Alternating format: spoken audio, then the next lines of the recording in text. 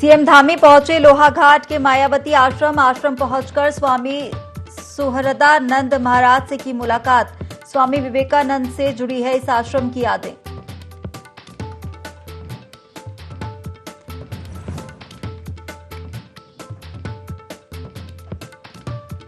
बेंगलुरु में चल रहे कृषि सम्मेलन में पहुंचे कृषि मंत्री गणेश जोशी। सम्मेलन में देश के सभी राज्यों के कृषि मंत्री मौजूद। कई बिंदुओं पर होगी चर्चा।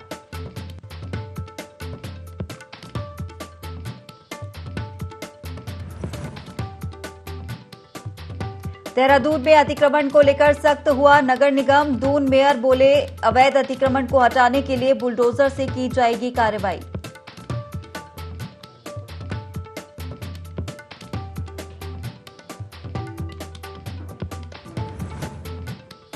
शराब की ओवर ईटिंग पर देहरादून जिले में सख्ती से हो रहा।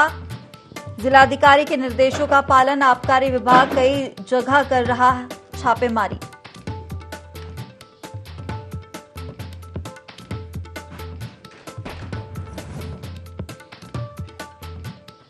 अब रोडवेज की बसों से नहीं हो सकेगा डीजल चोरी। बसों में जल्द लगेंगे फ्लीट मैनेजमेंट सिस्टम। 100 बसों में इसी महीने में लागू होगी व्यवस्था।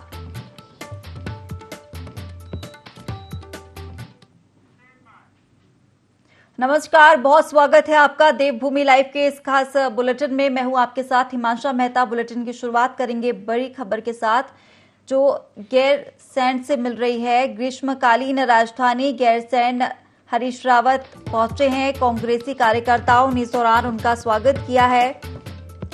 तहसील कार्यालय में सांकेतिक तालाबंदी की बात कही जा रही है। सरकार द्वारा गैरसैंण की उपेक्षा से नाराज हैं हरीश रावत। कांग्रेस कार्यकर्ताओं ने हरीश रावत का स्वागत किया है। ग्रीष्मकालीन राजधानी गैरसैंण पहुंचे हैं हरीश रावत और इस दौरान कांग्रेसी कार्यकर्ताओं ने उनका स्वागत किया। तहसील कार्यालय में सांकेतिक तालाबंदी करेंगे और इसके साथ ही सरकार के द्वारा गैरसैंण की उपेक्षा से नाराज हैं हरीश रावत, जिसके चलते वो गैरसैंण पहुंचे हैं। ग्रीष्मकालीन राजधानी गैरसैंण पहुंचे हैं। चलिए, और इसी खबर पर तमाम जानकारी के साथ हमारे सहयोगी पुष्कर जुड़ गए हैं। पुष्कर, ग्रीष्मकालीन राजधानी गैरसैंण हरीश रावत पहुंचे हैं। यहां पर सांकेतिक तालाबंदी को लेकर भी बात करेंगे। बिल्कुल, देखिए मैं आपको बता दूं कि जो कांग्रेस के जो वरिष्ठ नेता हैं हरीश रावत हैं, तो आज जो है उनका निर्धारित कार्यक्रम था कि हम आज गैरसैंण आएंगे कि 14 जुलाई का दिन उन्होंने सोच किया था। वो गैरसैंण पहुंचे हैं। जो विधानसभा भवन जो यहाँ पे है, एक दिन का उन्होंने यहाँ पे जो है तालाबंदी का निर्णय जो लिया था उसका उन्होंने यहाँ पे शुभारंभ किया है। हालांकि जिस तरह से सरकार हरीश रावत का सीधे जो वर्तमान सरकार जो भाजपा की जो उत्तराखंड सरकार है, सीधे आरोप लगाया कि गैरसैंण की उपेक्षा यहाँ पे की गई, क्योंकि जब बजट सत्र ग्रीष्मकालीन राजधानी को भाजपा की जो सरकार थी उसको ग्रीष्मकालीन राजधानी इसको घोषित किया गया था गैरसैंण को, तो यहाँ पे बजट सत्र न होने का जिस तरह से जो हवाला जो है हरीश रावत ने यहाँ पे दिया है, तो आज यहाँ पे तमाम सारे कांग्रेस के बड़े नेता यहाँ पे पहुंचे हुए हैं और कार्यकर्ताओं ने जो है गैरसैंण में इनका बहुत जोरदार स्वागत किया। उसके बाद जो है भरारी सैंण गए और यहाँ पर एक दिन का जो है तालाबंदी का जिस प्रकार से उन्होंने तालाबंदी यहाँ पे की, तो कहीं ना कहीं कांग्रेस एक बार जो है उत्तराखंड में जो जिस तरह से जनता के बीच अपनी पैठ बनाने में लगी हुई है, तो हरीश रावत का जो कार्यक्रम था और वो हरीश रावत भरारी सैंण में पहुंचे हुए हैं और यहाँ पे जो कार्यक्रम के तहत जो कार्यक्रम इनका था उसके बाद जो है कर्णप्रयाग आएंगे और कर्णप्रयाग में जो पत्रकार वार्ता भी करेंगे। तो हालांकि हरीश रावत मीडिया में छाने के लिए या कह सकते हैं कांग्रेस को उत्तराखंड में जिंदा रखने के लिए तमाम सारे हथकंडे अपनाते हैं, तो आज वो भरारी सैंण में पहुंचे हुए हैं और यहाँ पर अपने कार्यकर्ताओं को संबोधित भी किया और ये उत्तराखंड सरकार पर आरोप लगाया कि गैरसैंण की जिस तरह से जो ग्रीष्मकालीन राजधानी है इसका जो है यहाँ पे भाजपा की सरकार ने जो है जिस तरह से अनदेखी समय की है, तो कहीं ना कहीं कांग्रेस जो है इस समय उत्तराखंड में जो अपना वर्चस्व जो खो गया था, चाहे 2022 की आप चुनाव की बात करें या 2017 की आप बात करें, कि जिस तरह से सरकार खो जाने के बाद जो है हरीश रावत जो है जगह जगह प्रत्येक जनपदों का दौरा कर रहे हैं, तो आज वो गैरसैंण पहुंचे हुए हैं और यहाँ पे जो है तमाम सारे आरोप जो है वर्तमान सरकार पे हरीश रावत ने लगाए। बिल्कुल पुष्कर, लेकिन यहाँ पर मुख्यमंत्री ने यह भी कहा था जो गैरसैंण है वो विकास की प्राथमिकताओं में है और करोड़ों की सौगात भी यहाँ पर दी गई थी, लेकिन अब विपक्ष किस तरीके से इस मुद्दे को भुनाएगा? बिल्कुल बिल्कुल, देखिए मैं आपको बता दूं कि लगातार गैरसैंण की उपेक्षा होती रही है, चाहे आप वर्तमान सरकार की बात करें या कांग्रेस सरकार की बात करें। भले ही कांग्रेस सरकार ने जो है विधानसभा भवन और सदन में विधानसभा भवन जरूर बनाया है गैरसैंण में, और कहीं ना कहीं विपक्ष को मुद्दे ढूंढता है कि किस तरह से तो सरकार को घेरा जाए या सरकार को, क्योंकि हरीश रावत ने सबसे बड़ा आरोप ये लगाया कि सरकार के जो उत्तराखंड सरकार के जो 100 दिन जो पूरे हो गए हैं उस पर जो है जगह जगह जो प्रत्येक जिलों में जो है भाजपा ने कार्यक्रम किए हैं। उसके बाद जो है आने वाले समय में जो गैरसैंण की जो उपेक्षा की गई है कि यहाँ पे जो है ग्रीष्मकालीन जो राजधानी है यहाँ पे बजट सत्र का न होना सबसे बड़ी उपेक्षा, और मूलभूत सुविधाओं को लेकर चाहे आप कनेक्टिविटी की बात करें या आप जो है पानी की बात करें या आप सड़क की बात करें या बिजली की बात करें, तो तमाम सारे जो मूलभूत सुविधाएं हैं इनकी बात जो है वर्तमान सरकार करती रहेगी। यहाँ पे सुख सुविधाएं नहीं। हाँ, हालांकि जो है कांग्रेस सरकार ने जिस तरह से भवन को बनाया है या भरारी सैन को जिस तरह से एक सचिवालय यहाँ पे बना के दिया है या एक विधानसभा भवन यहाँ पे बना के दिया है, तो कहीं ना कहीं कांग्रेस हो चाहे आपका जो है भाजपा की सरकारें हों उपेक्षा तो हुई है। लेकिन आज हरीश रावत जिस तरह से जो विपक्ष के जो नेता जो हरीश रावत हैं वो कांग्रेस उत्तराखंड सरकार से जो है निशाना साध रहे हैं कि भाजपा सरकार ने गैरसैंण की हमेशा उपेक्षा चाहिए। हालांकि वो आने वाले समय में पता चल पाएगा कि गैरसैंण को राजधानी घोषित किया जा सकता है या नहीं जा सकता, वो आने वाला विषय बात की बात है। लेकिन आज जो है हरीश रावत तमाम सारे मुद्दों को लेकर अपने कार्यकर्ताओं को लेकर जो है भरारी सैन में डटे हुए हैं और अभी भी जो है भरारी सैन में है और शाम को जो 4 बजे का इनका जो कार्यक्रम है प्रेस वार्ता करेंगे, कर्नाटक में मिलेंगे, अपने यहाँ के जो मुद्दे हैं उनको उठाएंगे। तो कहीं ना कहीं एक बार जो है हरीश रावत जो है वर्तमान सरकार पे जो आरोप लगाते हुए यहाँ पे दिखे। बिल्कुल, चलिए पुष्कर, तमाम जानकारी हम तक पहुंचाने के लिए आपका बहुत शुक्रिया।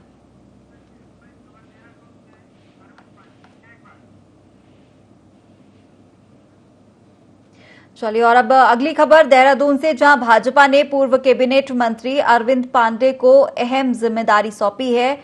हरेला पर्व पर अरविंद पांडे को समूचे प्रदेश में पौधारोपण की जिम्मेदारी दी गई है। 16 जुलाई को हरेला पर्व मनाया जाता है।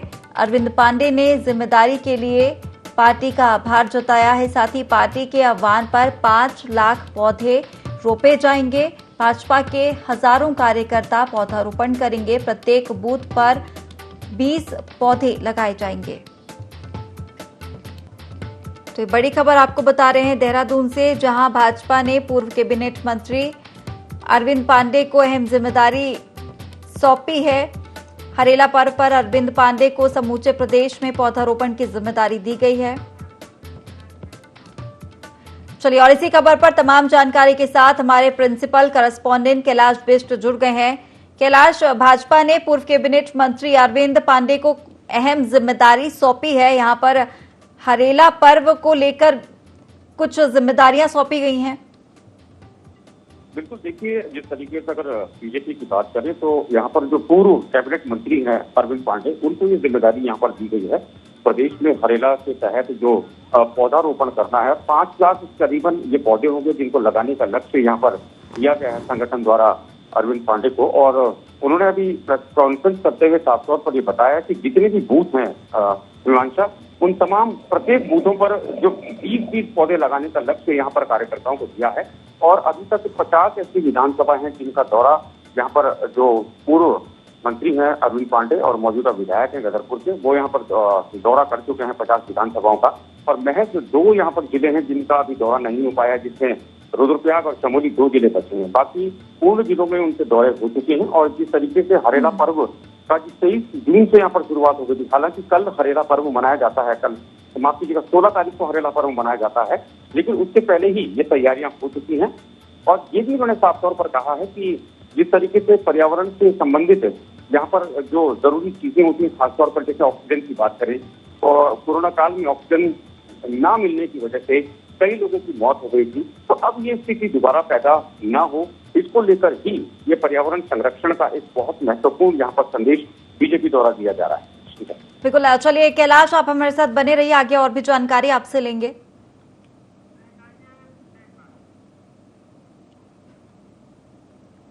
चलिए और अगली खबर देहरादून से, जहां उत्तराखंड से बड़ी खबर सामने आ रही है। उत्तराखंड को जल्द ही 18 आईएएस अधिकारी मिलेंगे।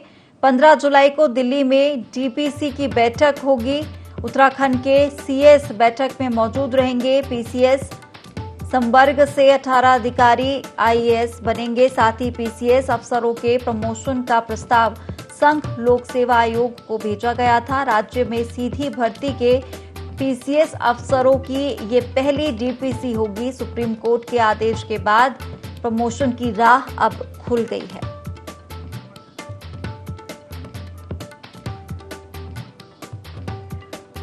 बिल्कुल, और चलिए इस खबर पर तमाम जानकारी के साथ लगातार हमारे प्रिंसिपल करस्पॉन्डेंट कैलाश बिष्ट बने हुए हैं। कैलाश, एक बड़ी खबर है, एक अच्छी खबर है। उत्तराखंड को जल्द ही 18 आईएएस अधिकारी मिलेंगे। हाँ बिल्कुल, देखिए यहाँ पर 18 यहाँ पर पीसीएस है जो जल्द ही प्रमोट होंगे आईएएस के लिए। और जो राज्य है, राज्य द्वारा यहाँ पर संघ लोक सेवा आयोग को ये प्रस्ताव यहाँ पर भेजा गया था। डीपीसी इस मामले में कल होनी है मानसा, कल दिल्ली में, और जो मुख्य सचिव है प्रदेश के वो इस डीपीसी बैठक में मौजूद रहेंगे। और जल्द ही यहाँ पर जो अधिकारी हैं आईएएस के रूप में 18 वो यहाँ पर प्रदेश को मिल पाएंगे। पहले ये डीपीसी 12 जुलाई को यहाँ पर सुनिश्चित की गई थी, लेकिन अब किसी कारणवश ये डीपीसी कल दिल्ली में आयोजित की जाएगी।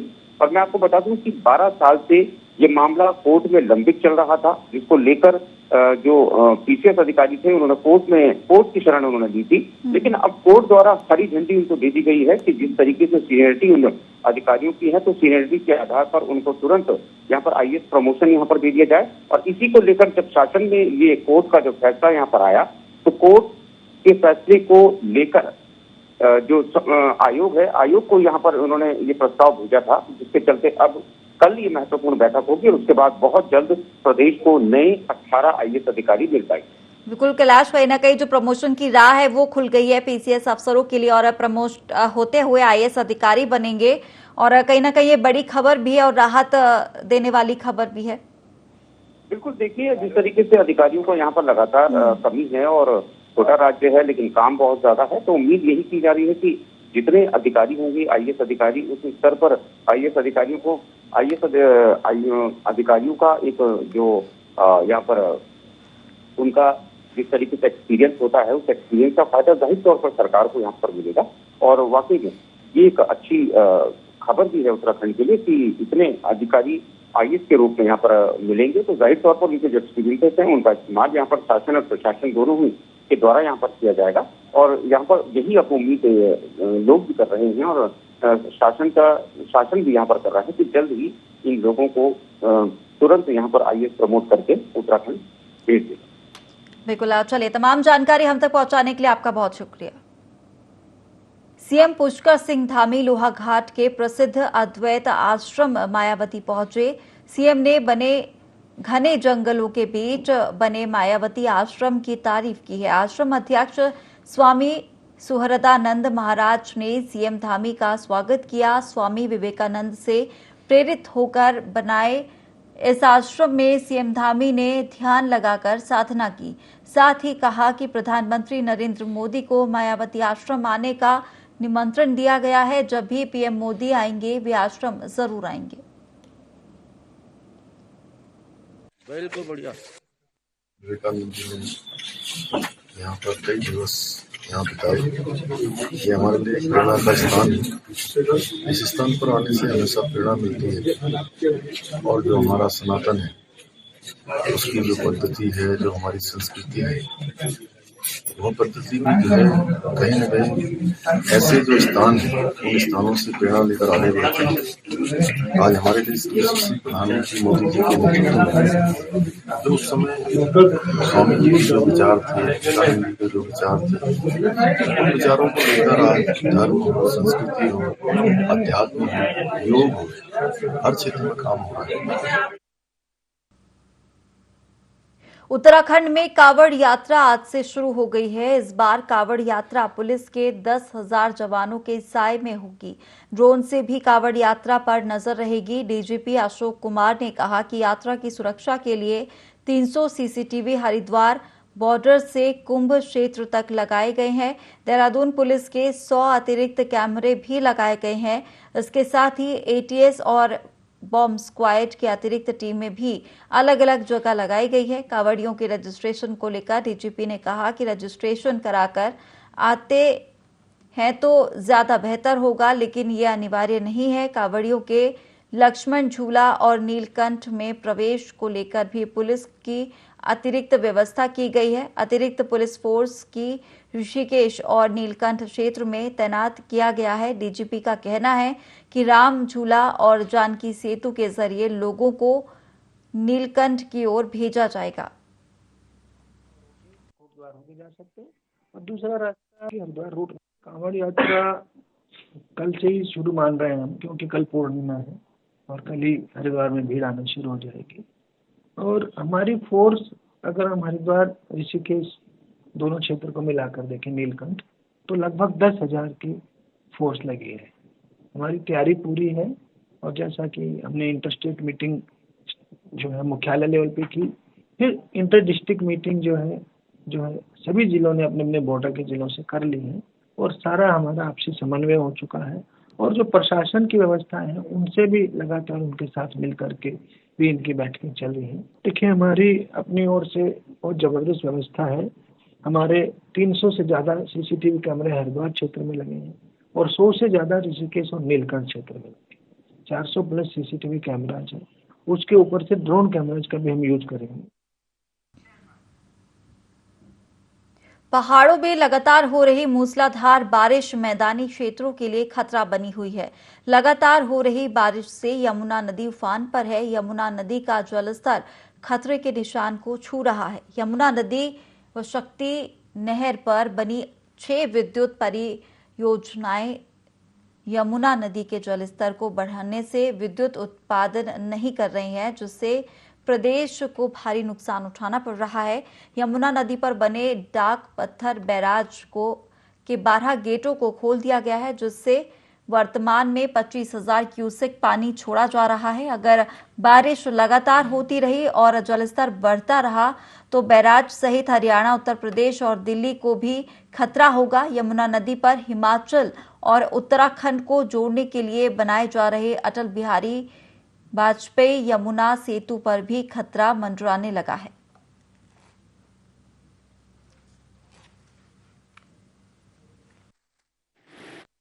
और जो संबंधित अधिकारी लोग हैं और कर्मचारी हैं, इसमें हमने मीटिंग करके अब हम जल्दी इसमें आवश्यक कार्रवाई कर रहे हैं। समय समय पर हमारे द्वारा लाउड स्पीकर से इनको आगाह भी किया जाता है नदियों के किनारे रहने वाले लोगों को, और उन्हें वहां से हटाने के प्रयास चल रहे हैं और जैसे जैसा हो रहा है हम वैसे। उत्तराखंड के देहरादून में अवैध अतिक्रमण को लेकर नगर निगम सख्त नजर आ रहा है। लगातार अवैध अतिक्रमण को हटाने के लिए नगर निगम के कर्मचारी बुलडोजर के साथ कार्रवाई कर रहे हैं। इसी कड़ी में नगर निगम आमवाला नरला में भी सरकारी जमीन पर हुए कब्जे को हटाया गया, जिसे लेकर विपक्ष सवाल उठा रहा है। उनका कहना है कि नोटिस दिए बिना ही अतिक्रमण को हटाया जा रहा है और लोगों को बेघर कर दिया जा रहा है।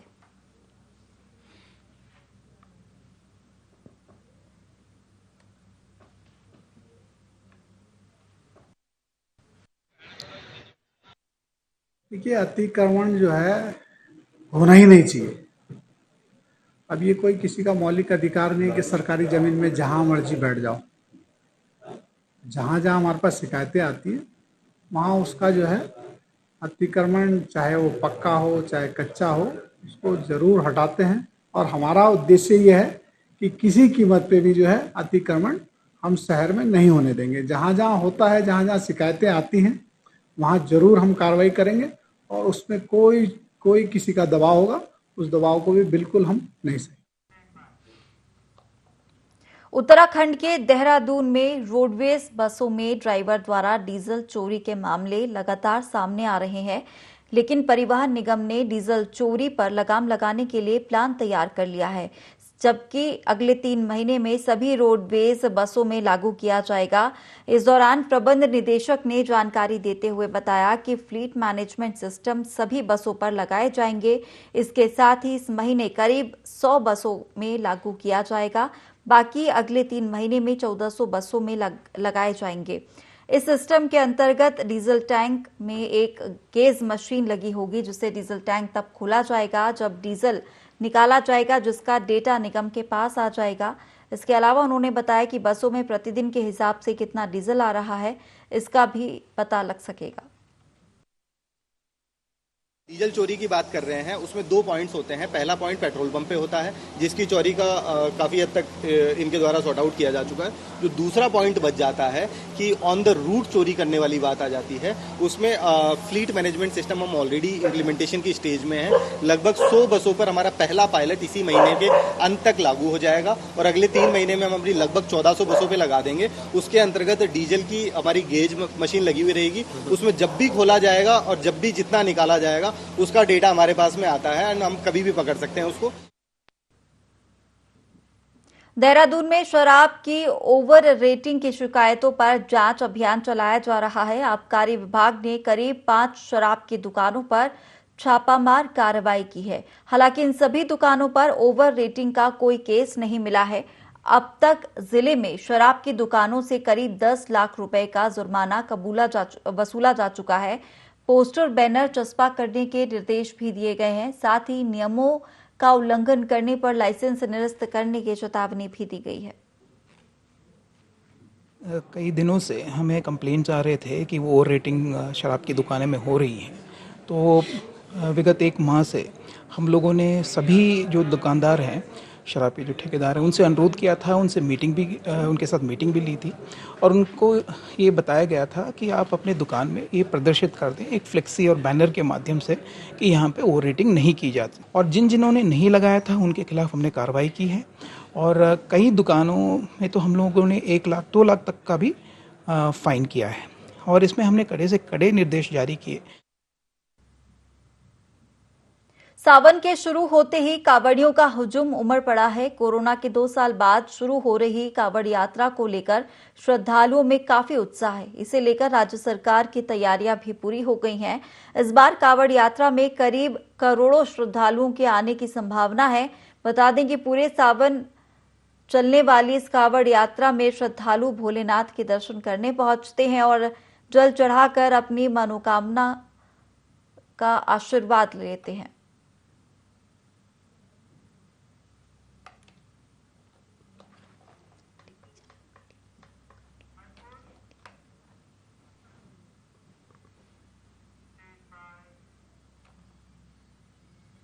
उत्तराखंड हाईकोर्ट में नैनीताल समेत प्रदेश भर में बंदरों और कुत्तों के बढ़ते आतंक से निजात दिलाने के लिए दायर जनहित याचिका पर सुनवाई हुई। मामले को सुनने के बाद मुख्य न्यायाधीश विपिन सांघी व न्यायमूर्ति आरसी खुलबे की खंडपीठ ने नगर पालिका नैनीताल को पक्षकार बनाते हुए पालिका से शहर में आवारा कुत्तों सहित बांध्याकरण कर दिए गए हैं।